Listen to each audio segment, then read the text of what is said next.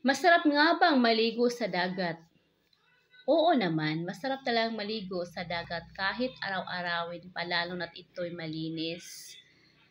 Ngunit ng aking itong suriin, naglakad-lakad po ako sa tabi-tabi, meron po akong nakikitang mga basura na nagkalat at naiipon na ito sa tubig. Sana po ay wag ganito ang ating makikita pag nagbabakasyon po tayo.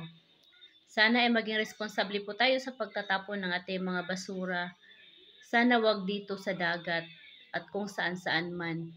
Sana matuto po tayong tingnan at paghiwa-hiwalayin ang mga basurang nabubulok at hindi nabubulok. Dahil pag ito'y nakarating sa tubig at inano doon sa gitna ng dagat ay malamang ay mapupunta sa ilalim at makakain ng ating mga isda. At yun din ang dahilan ng kanilang pagkakamatay. Sana lahat ng tao ay matuto na rin pong magligpit ng kanilang basura.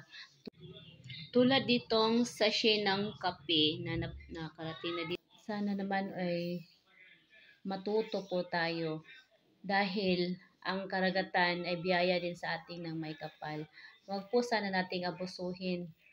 Ingatan po sana natin lagi kasi yung next generation, sana maabutan pa na nila ito na malinis at napakasarap liguan at marami pang yamang dagat na makukuha nila at mapagkukunan ng hanap buhay.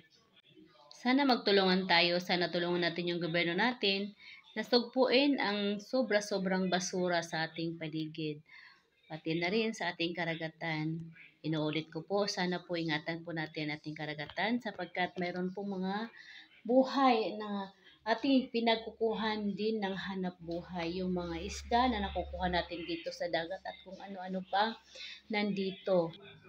Masarap pagmasdan ang malinis na dagat, lalo na't masarap itong paliguan. Thanks for watching!